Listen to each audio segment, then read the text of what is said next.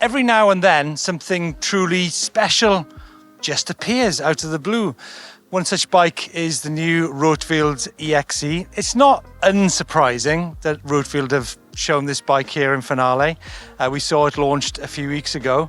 I don't know what you guys think. I think it's a truly stunning looking e-mountain bike. If you use the word state of the art, I think this definitely fits into that bracket. The EXC then, what is it? It's a 170mm travel front, 160mm travel rear. However, you can actually adjust the bike from 160 to 154 to 148. 29-inch front wheel, 27.5 rear. Shimano EP801 motor. Now the bike we're looking at here is actually the production bike. We're going to talk to fast rider Kelan Grant in a minute about his custom version of this bike, which actually features a coil shock. So there we have it, Shimano EP801. This bike comes, as you can see here, with 12 speed, whereas you'll see the race bikes have actually got LinkGlide, which is 11-speed LinkGlide, which has got auto shift and free shift technology on it. Rim widths of the bike, we've got 32mm rim width up front, 29mm rim width at the back. I think when you talk Rotwild, they really are into the kind of the whole race mindset, and that's probably reflected in some of the geometry of this bike as well. Head tube angle 63 degrees, seat tube angle 78 degrees. It's got a 345mm bottom bracket height in the 160mm setting, so pretty low for an e-mountain bike, but that's going to allow Kelan and his teammates to get around those corners super quick. 445mm chainstay and a reach in size large of 480mm, so a really good size for a large there. Remember, if you go down to the different shock setting heights, then the reach is going to increase. So you got like 483 in like the 148 setting.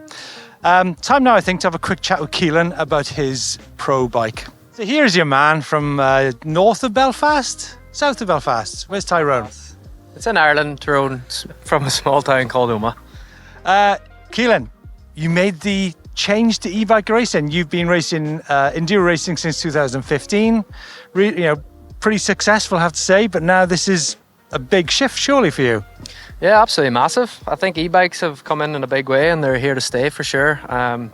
Dabbled my toe in it there a couple of years ago in Erleithen, done pretty good, and one of the longest, hardest days I've had in the bike, and I think Enduro was kind of missing a little bit of that, these long days, extra stages, uphills as well, why not, and absolutely loving it, and I'm just keen to get going now with a full series. Oh, fantastic. Right, let's talk about your bike, which is different to the production bike. I mean, the first thing, obviously, you can see is the coil shock. And also you've got the LinkGlide, which is 11 speed compared to the production bike, which is 12 speed XTR. But I've noticed a couple of things, tyres and valves. Should we start with those? Yeah, sure, from the ground up, yeah. We have a real good relationship with Schwalbe this year. We've actually had 2 test camps with them, so we've been testing like some rubber for the race teams and some compounds and carcasses and stuff. Can't talk too much about it, but the tyres on this bike won't actually be the tyres we'll be racing the prototype tyre this weekend. Right up to the valves, we've got these custom little Bluetooth valves that you can actually buy as well. They link up right to your phone to tell us the pressure on the fly. Basically what we're going to use them for is before the power stage, we're going to let out a few PSIs, check it on the phone, get to the top, pump it up, and without having to take a pressure gauge out, we just check the pressure on the phone. And I mean, that takes a lot of worry out of you guys' minds, isn't it? I mean, tyre pressure on climbing is absolutely vital, isn't it? And it's surprising, I think we're still at the early days of people learning about the sort of technical side of uphill climbing, whether it be line choice, tyre pressure, the bike angles. This bike's got a 79-degree seat tube angle. It all contributes to a bike that climbs well. So you'll be using that Bluetooth stuff quite a lot during the weekend, right? I reckon so, at least twice for the 2 power stages. If it's going to be super steep, which normally they are in technical, a little bit of air pressure just to get that added grip. A little bit or quite a lot? A little bit, maybe not too much, because again, like we are time restricted, these cut-off times are tight on e-biking, so we're not going to go completely flat. But and now also with the addition of power stages having some drop as well, so there'll be some ascending, and we can't let the tyre completely flat. So now, the production bike has got the Shimano EP801 motor, whereas Kelan's bike has got something a little bit special. Now, the Shimano guys from Japan are all over this race. Yeah, we saw them last year with the Yeti team. We've now seen them with Orbea. We've seen them with Rotwild. They're a great bunch of guys, aren't they? But can you tell us what's different about this motor to the production one? Yeah, the Shimano guys have been fantastic. Like, as I said, like the normal motor is like a fantastic motor for everyday riding, but the stuff that we'll be climbing up this weekend is no joke, and we need that little bit of extra carryover for like hopping up the trialsy sections.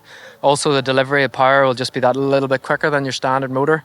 But again, we're just back from scrutineering, and all the bikes must be in regulation European law as well, so they all have the same top speed as any motor. But just that little bit of fine tuning to really like pull you up those extra steep trialsy sections. Yeah, it's just those little steps, isn't it? Because having that little bit more overrun lets you have like a second or so breather to kind of, you let the bike do the work, and it's quite a strategy in some respects to get up a technical power stage climb, isn't it? Yeah, so basically, yeah, that little bit of overdrive, it might give you that little quarter turn over the top of a rock that you have to hop on. That's the difference of stopping and keeping it going on the power stage. So not a crazy difference if you're on the flat, but when it comes to steep stuff we're climbing, it just makes all the difference. A couple of bits which I actually forgot to mention on the production bike is actually the 8-pins dropper that allows you to custom tune the seat height of your bike, and also the battery. How come I didn't talk about the battery? There's actually an 820 watt hour battery in this bike. You can have either 820 or 720. The crazy thing is the weight is around about the same.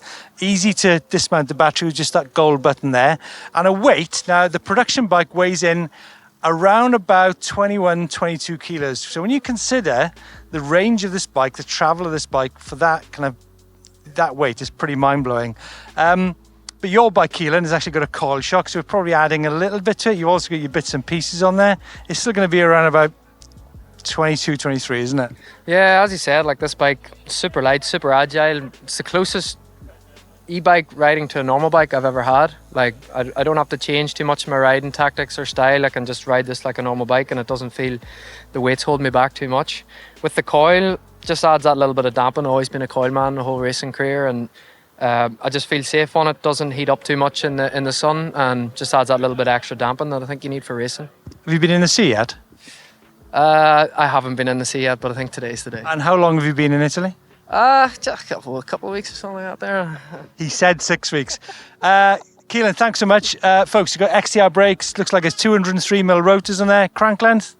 160. Spin the wheels fast when you're going over those technical climbs. Ergon seats. And I think that's it. And we've got a Kelan top tube cap there. Thanks so much for joining us. Having a great weekend. Absolute pleasure. Cheers, mate.